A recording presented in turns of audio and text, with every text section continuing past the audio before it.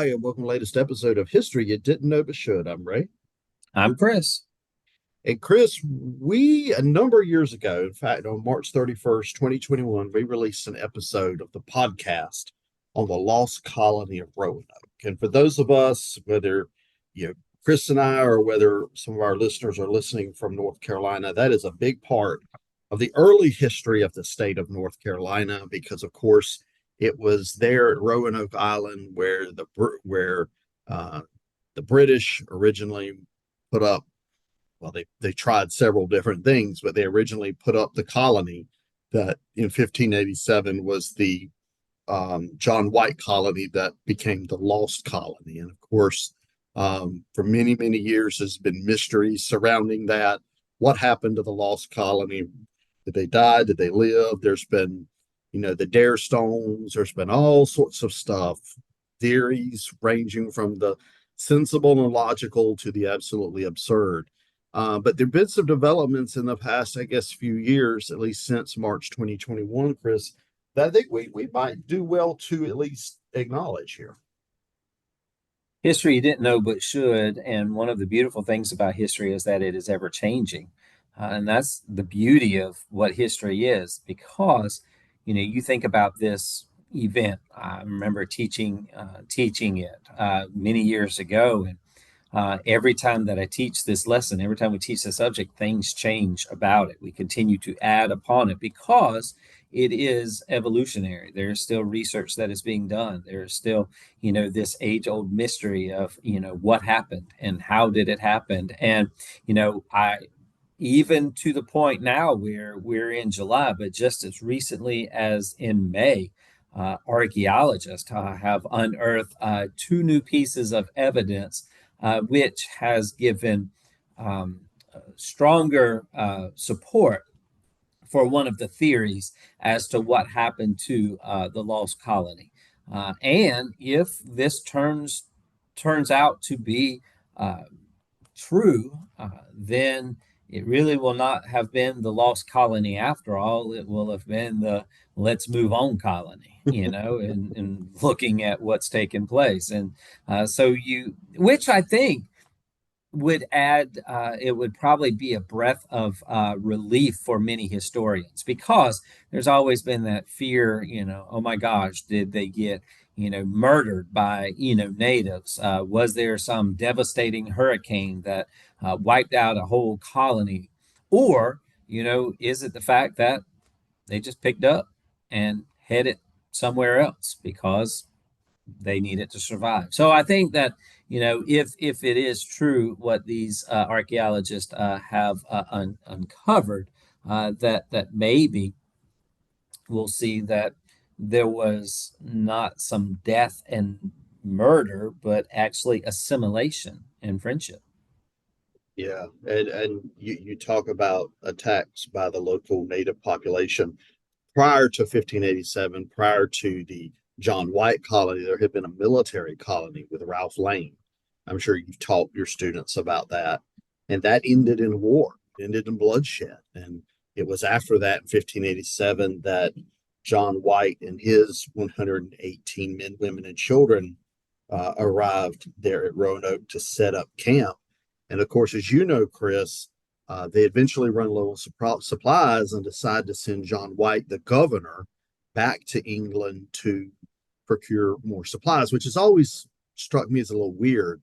Why are you sending your governor back? Why not somebody else? Why not a team of, some different people? It seems weird to be sending the governor back, but the governor goes back. He's gone. White's supposed to be in England for a few months, maybe, because of war with Spain, the Spanish Armada. It ends up being 3 years. So he comes back in 1590. And Chris, instead of finding his daughter and his son-in-law and his new grandbaby, Virginia, instead of finding a camp, or he finds everything has been removed, not destroyed, not burned, just removed. And he goes back to England there in 1590, never to return, never to see his family again, but thinking that they had ended up at Croatoan, which is modern day Hatteras. that they had ended up at Croatoan, and that they were safe there.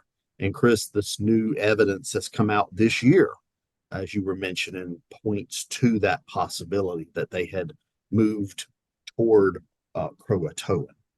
Yeah, and one of the things, when they did go to the site and they discovered everything was gone, is that there was an inscription that had been put on a tree that had said Crow, to make them to think that Croatoan. I do think it is interesting in that further research is showing that um, John White and the colonists had made an agreement before he went back to England, and that the agreement was that the colonists, if they decided that they were going to head out, they needed to write where they were going to go. And if they had to go in a hurry, there was a symbol that they were supposed to use saying, "Hey, gone to Croatoan, and here's a X, which means we have to get out of here really really fast." And the evidence suggests that yes, the Croatoan was left on the tree, but that there's no mark that is on the tree, which might even mean that this was uh, we're just going to head out. We're not Yeah, in a hurry. We're not being chased. Nothing bad is going on. And so, therefore, when John White discovers this, I don't think he is as worried or scared or unnerved as to what has happened, because this was an agreement that had been made. There's no marking that shows that they had to left in a hurry. And there is evidence to suggest that John White actually try to sail to Croatoan to locate them, but was not able to fulfill that expedition because there was a terrible storm that kind of pushed him away from being able to get to Croatoan. So there is that theory that is becoming more and more like a valid theory. yeah, yeah. Um, it's an interesting mystery. The like you talked about the crow and the Croatoan and the lack of a mark and all of that stuff. But what they found May of this year, Chris, talking about Croatoan, is archaeologists apparently uncovered two piles. I don't know how big the piles were of iron flakes, which apparently also known as hammer scale, is the byproduct of blacksmithing, which of course is shaping iron, that kind of thing. And what the theory is that the local Croatoan are probably not doing this. Therefore, it is likely Europeans who were on the island of Croatoan around the time that this would have all happened, based on where it was found and all of that, around the time the lost colony and everything happened. Um, and the idea is that maybe this shows that some Europeans, specifically people from White's colony, were there at Croatoan blacksmithing. I could think of some weaknesses with this, but it is interesting evidence.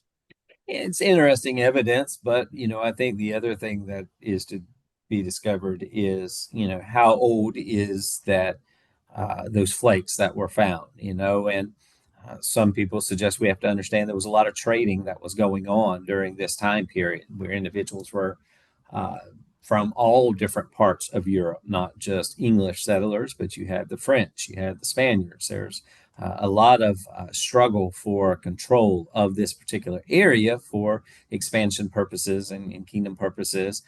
We could single out that Native Americans, as you mentioned, did not have that technology at the time, uh, unless there was some assimilation that was going Mm-hmm. on. That there was some partnerships had been formed, and it is very real that these colonists had trained the natives on how to blacksmith, and that the Croatoans maybe were Mm-hmm. exploring with this, working with this.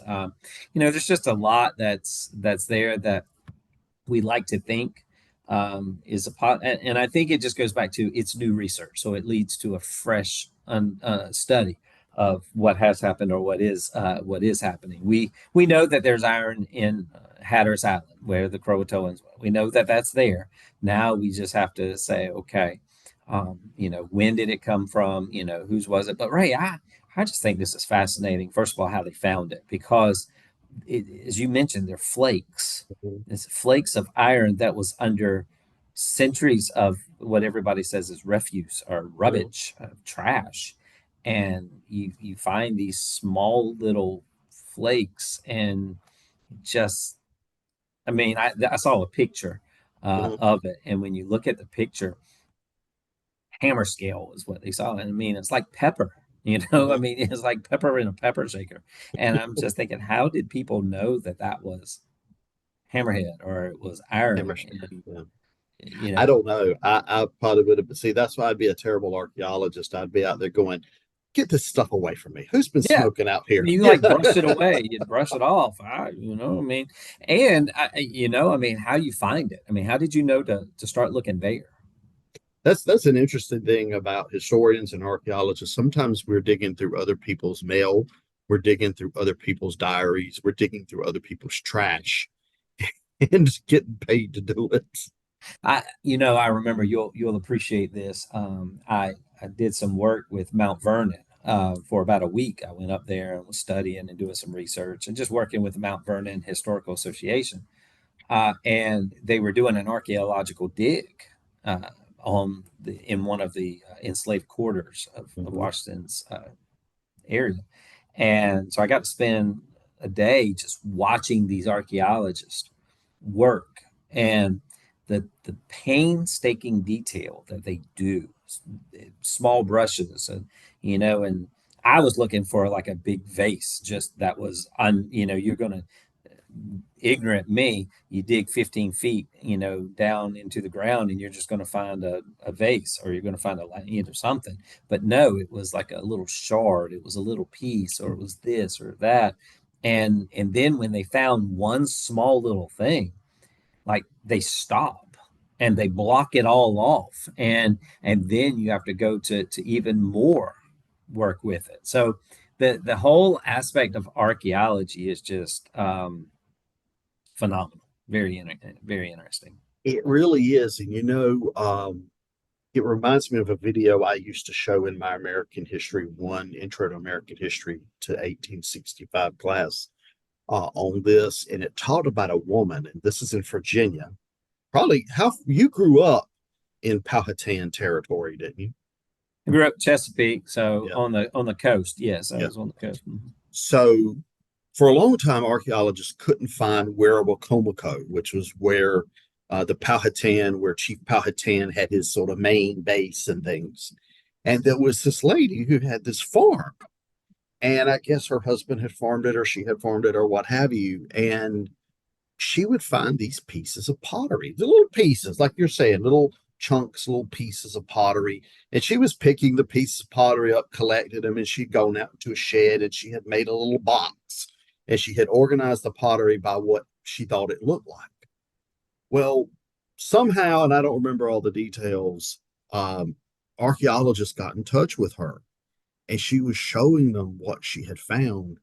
Unbeknownst to her, her farm, her home was sitting on where Wacomico. And these archaeologists went out there and they doing what you said, blocking the area off, gridding it, doing all that kind of stuff. And one of the archaeologists who was interviewed in the video said the way she did it wasn't the way we would want her to do it.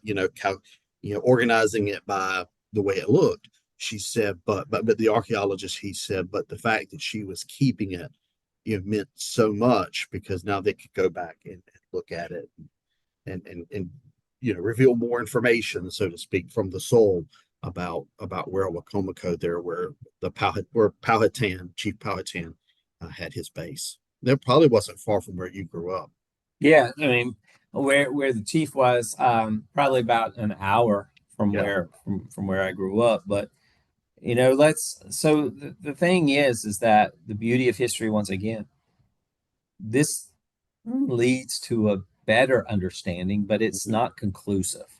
And Mhm. even if it was conclusive, I do not think that the story of the lost colony will ever be finalized. Yeah. I think that as long as there is breath of life on this earth, that there will still be multiple theories as to what happened to this group of individuals, because it's one of those things that have been going on for hundreds and hundreds of years. One piece of scientific evidence is going to be good, but people love mysteries. People love the unknown. And so I am sure that no matter what the evidence says, people will probably still say, ah, but is it really from the lost colony? Or is it just later on? There's always going to be questions. Mhm. There's always going to be opinions. There's always going to be a different theory. And I would say, I think that's okay. Yeah, one thing I've thought for a while, and I don't know, we haven't discussed. Chris and I never discuss these topics off air, so to speak. Is we sort of know what happened. They left Roanoke, And and we know what because didn't happen also. yeah, I mean, we they, know there wasn't a tornado that came through, a right, hurricane. We know the basics.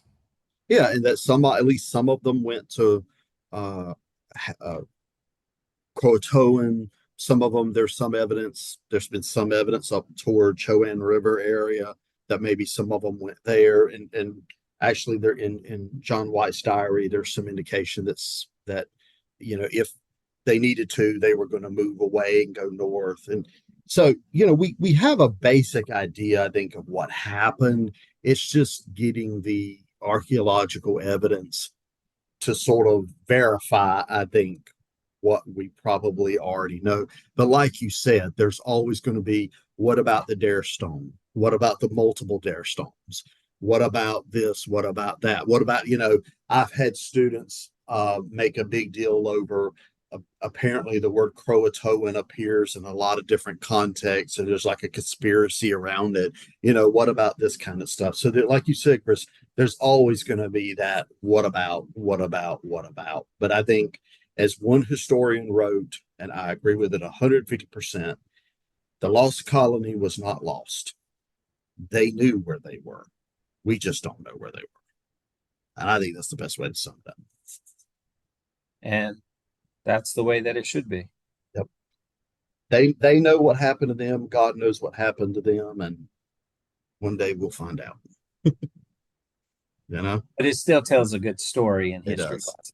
It does. It makes for a great story in history class. And I always there's a channel called Our Weird History, and they've got a lot of great short little videos that, they're good for just sitting around the den watching. But I've also found they're good little conversation starters in class.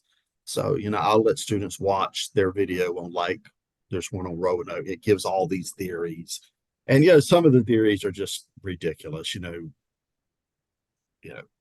captured by aliens or whatever.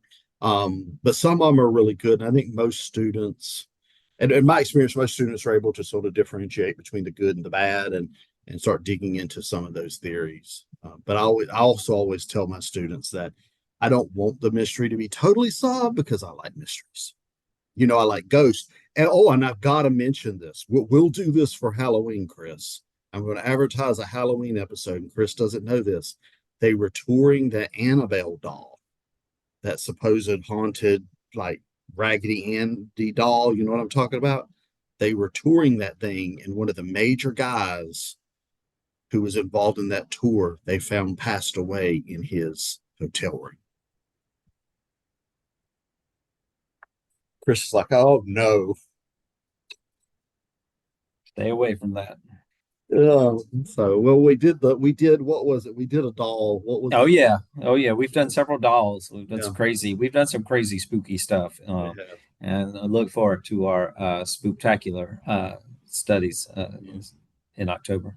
Our Halloween stuff. Well, Chris, thanks for another great episode. I hope our listeners have enjoyed this episode. Again, if you want to learn more about uh, um, the Lost Colony, and a little bit more information on it, March 31st, 2021, you can just search the archive there on our podcast and go back and listen to that particular episode. And like I said, we're not connected with the Weird History YouTube channel, but it's a good It's got some good material on there. So if you like that kind of thing, I recommend their channel. Look us up on YouTube, find us on Spotify, and anywhere else you get your podcasts, and share us with your family and friends. Until next time, I'm Ray. I'm Chris. I'll talk to you later.